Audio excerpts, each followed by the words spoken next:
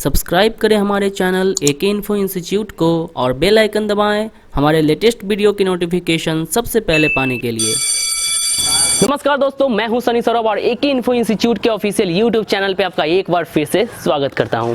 दोस्तों, अगर आप हमारे यहाँ एडमिशन या कोर्स से संबंधित कोई भी जानकारी लेना चाहते हैं तो नीचे दिए गए नंबर 97084416 पे कॉल कर सकते हैं या फिर आप हमारे वेबसाइट www.ekeinfo.in पे विजिट कर सकते हैं। दोस्तों, आज इस वीडियो में हमारे साथ मौजूद है निरंजन सर एक नए टॉपिक के साथ। तो वो क्या है टॉपिक, चलिए हम लोग जानते हैं उनके क्लास में।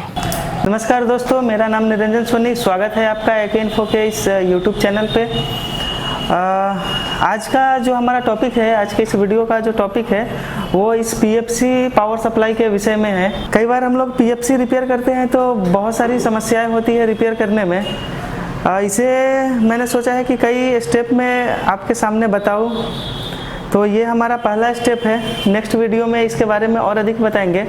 आज ओनली पीएफसी सर्किट के बारे में डिस्कस करेंगे और एक मॉड्यूल है मार्केट में, उससे हम लोग कैसे इसे बाईपास कर सकते हैं, कैसे इसे रिपेयर कर सकते हैं, उस पर हम लोग चर्चा करेंगे। तो चलिए फ्रेंड्स, शुरू करते हैं। फ्रेंड्स, जैसा कि आपको पता होगा, इस सर्किट में जब हम लोग इसका स्टैंड बाई रिलीज करते हैं, मतलब पावर ऑन स्टैंड बाई को जब एक करते हैं, शॉर्ट करते हैं आपस में, तो यहाँ जो मेन फिल्टर कंडेंसर होता है, यहाँ पे वोल्टेज ग्रो हो जाता है। मतलब अगर पहले से 300 के आसपास आ रहा है तो वो 390 के आसपास बन जाता है वोल्ट। वो होना ज़रूरी होता है क्योंकि वो अगर ना हो तो सप्लाई का स्ट्रेंथ नहीं बनेगा और बाकी की सप्लाई चालू नहीं होगी।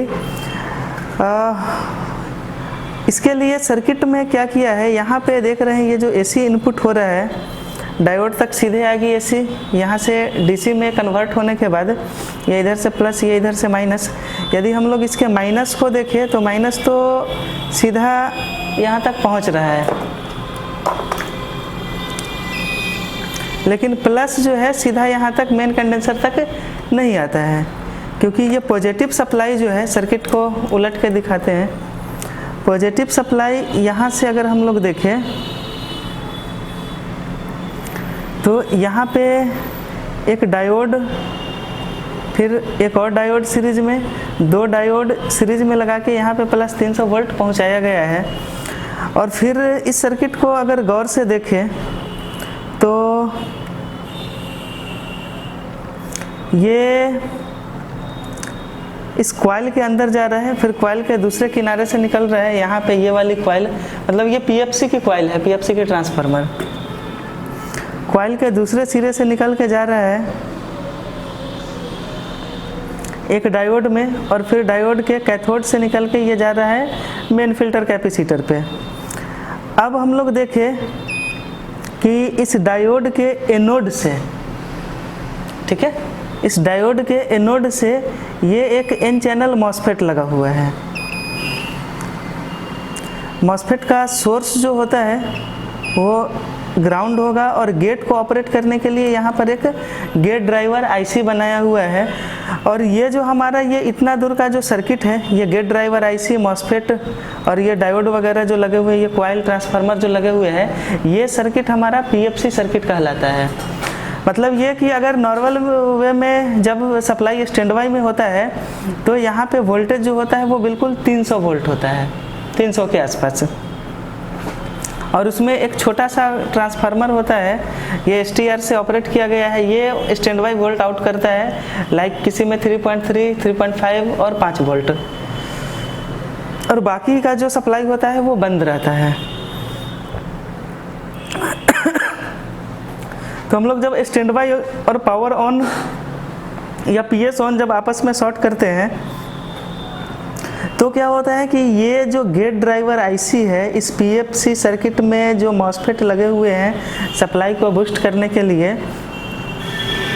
इसके गेट पर, गेट को कंट्रोल करने के लिए पीएफसी ड्राइवर है। और ये स्टैंड बाई रिलीज करने के बाद इस पीएफसी ड्राइवर पर वीसीसी मिलने लगता है, लगभग 10 से 15 वोल्ट के आसपास, थोड़ा बहुत आगे पीछे हो सकता है। और ये वीसीसी इनेबल ये सभी सिग्नल मिलने के बाद ये पीएफसी ड्राइवर आईसी ये ऑन हो जाता है और ये मॉसफेट के गेट को पल्स देना शुरू करता है और फिर मॉसफेट के ड्रेन पर फ्रीक्वेंसी बनती है और फिर ये डायोड के एनोड से एनोड तक पहुंचने के बाद फिर डायोड के कैथोड पे ये बढ़े हुए वोल्टेज के रूप में प्राप्त होता है। इस प्रकार हमारा पीएफसी सर्किट वर्क करता है। कई बार क्या होता है कि ये पीएफसी सर्किट वर्क करना बंद कर देता है, मतलब कि आप जब इसे शॉर्ट करते हैं, यहाँ से जब आप स्टैंड बाई रिलीज करवाते हैं तो यहाँ पे 300 का 300 वोल्ट ही रहता है, 300 से 390 वोल्ट नहीं बनता है। उस कंडीशन में ज़्यादातर केस में ये वाला आईसी जो होता है, ये गेट ड्राइवर, पीएफसी ड्राइवर भी बोल सकते हैं, ये ड्राइवर आईसी फॉल्टी हो जाता है। इसके बारे में बहुत कुछ बातें हैं, आप कमेंट में हमसे पूछ सकते हैं, तो नेक्स्ट वीडियो में काफ़ी कुछ इम्प्रूव करेंगे। ये फेल हो जाता है, कई बार मिल जाता है आसानी से, कई बार नहीं भी मिलता है। तो इसे ऑन करने के लिए ये इस मॉड्यूल का हेल्प लेते हैं, ठीक है। इसकी अगर इंस्टॉलेशन की बात करी जाए तो ये जो ब्लैक वाला जो देख रहे हैं, ये आपको -300 पे डालना है। रेड जो देख रहे हैं, यहाँ से मॉसफेट को हटा लेना है, मॉसफेट को हटा लेना है और रेड को डालना है मॉसफेट के ड्रेन पर। इसके साथ एक पर्ची भी मिलेगी आपको, आप इसको भी फॉलो कर सकते हैं, बहुत आसान है ये। इसमें देखिए रेड दिखा रहा है, ये पीएफसी वाले मॉसफेट के ड्रेन पे देना है, ब्लैक लाइन नेगेटिव -300 पे देना है, येलो लाइन वीसीसी की लाइन होती है।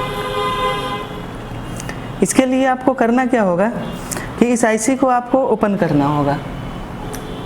आईसी ओपन करने के बाद जब हम लोग यहाँ से स्टैंड बाई और पावर ऑन को शॉर्ट करेंगे तो देखेंगे यहाँ पे एक वीसीसी सप्लाई बनेगी 10 से 15 वोल्ट, उससे येलो वायर को जोड़ देना है। तो इस प्रकार 3 वायर का कनेक्शन समझ रहे हैं। चलिए, अब ब्लू है तो ब्लू को जोड़ना है +300 वोल्ट पे, कंडेंसर पे नहीं, ध्यान रखिएगा। कंडेंसर के पीछे जो डायोड लगी हुई है, ब्रिज के बाद जैसे ही जस्ट जो 300 वोल्ट होता है उस पे, कंडेंसर पे नहीं जोड़ना है, यहाँ पे इस बात का ध्यान रखना है। वाइट लाइन की अगर बात करी जाए तो ये step up transformer feedback coil, चलिए वो भी मार्क करके बताते हैं। इस ट्रांसफार्मर में अगर देखें तो 4 पॉइंट दिख रहे हैं, सॉरी 2 पॉइंट तो इधर से हैं, यहाँ पे +300 इनपुट हो रहा है और फिर यहाँ से निकल रहा था। और फिर इसके इस साइड अपोजिट साइड वाले पॉइंट पे अगर हम लोग देखेंगे तो